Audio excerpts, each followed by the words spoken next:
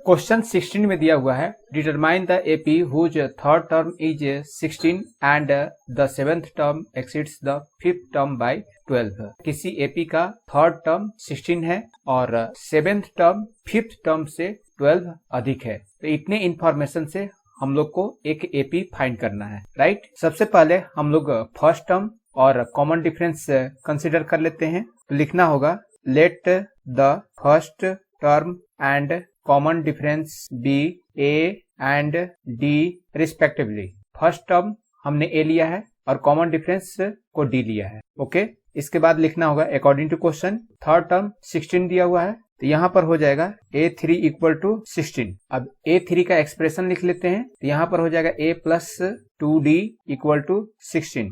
यहाँ पर 2 कैसे आया, फॉर्मूला में n-1 होता है, तो 3-1 करने पर यहाँ पर 2 आया। यहाँ साइड में फॉर्मूला दे देते हैं, since n equal to A plus n-1 into d, okay.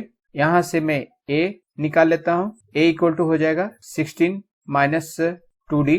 इसे मैं फर्स्ट इक्वेशन कंसीडर कर लेता हूँ। क्वेश्चन का सेकंड पार्ट में दिया हुआ है seventh term exceeds the fifth term by 12 and A7 minus A5 equal to 12।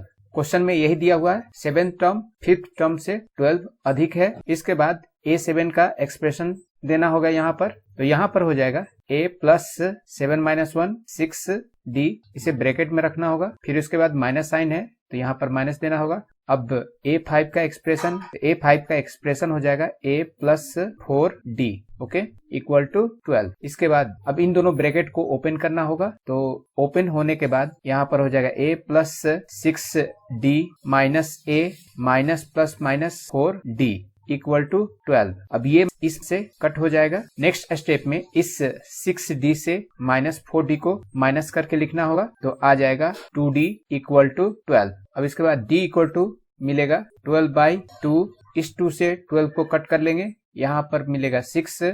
इस तरह से D का वैल्यू निकलेगा 6। D का वैल्यू 6 निकला। अब इक्वेशन 1 में D के प्लेस पर D का वैल्यू रखकर हम लोग A का वैल्यू फाइंड कर सकते हैं। तो अब मैं A का वैल्यू फाइंड कर लेता हूँ। Now A equal to 16 minus 2 into 6 equal to हो जाएगा 16 माइनस 6 2 जा 12। इनको सॉल्व करने पर आ जाएगा 4। तो A का वैल्यू मिला 4 और D का वैल्यू मिला 6, ओके। क्वेश्चन में हम लोगों को बोला गया है AP फाइंड करने, तो चलिए AP फाइंड कर लेते हैं। देयरफॉर द रिक्वायर्ड AP हो जाएगा, फर्स्ट टर्म 4 मिला है तो यहाँ 4 से स्टार्ट करना होगा और कॉमन डिफरेंस 6 मिला है, तो अब इस 4 में 6 ऐड करना होगा। ऐड करने के बाद हम लोग को मिलेगा 10, तो यहाँ पर 10 लिखना होगा। फिर नेक्स्ट टर्म में अगेन 6 ऐड करना होगा, तो 10 प्लस 6 हो जाएगा 16, तो यहाँ पर 16 देना होगा। इसके बाद डॉट डॉट डॉट डॉट, यही हम लोग का रिक्वायर्ड एपी होगा, राइट। इस तरह से इस क्वेश्चन का सोल्यूशन आप लोग निकाल सकते हो। आई होप आप लोग को समझ में आया होगा। आप लोग वीडियो को लाइक कर देना, जो लोग नए हैं तो चैनल को सब्सक्राइब भी कर लेना। गप्पू बड़ा होकर क्या बनेगा?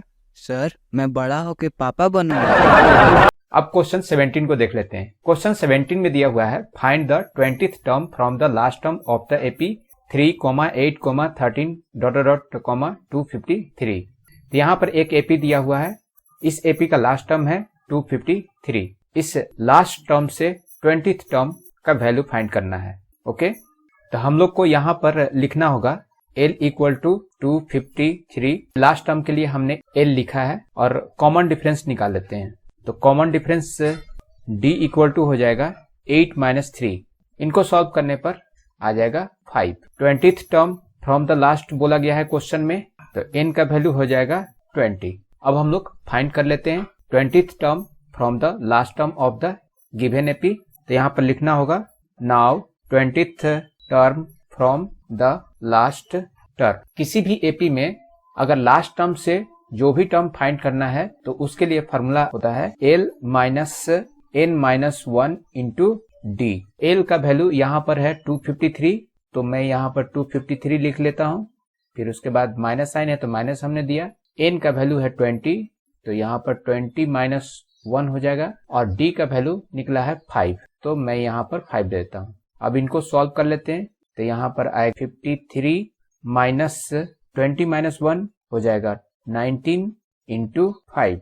नेक्स्ट स्टेप में हो जाएगा 253 माइनस, इन दोनों को मल्टीप्लाई करने पर मिलेगा 95। अब 253 से 95 को माइनस कर लेना होगा, तो नेक्स्ट स्टेप में हो जाएगा 158। तो इस क्वेश्चन का सोल्यूशन निकला 158। मीन्स इस एपी का लास्ट टर्म से 20th टर्म का जो वैल्यू होगा वो 158 होगा।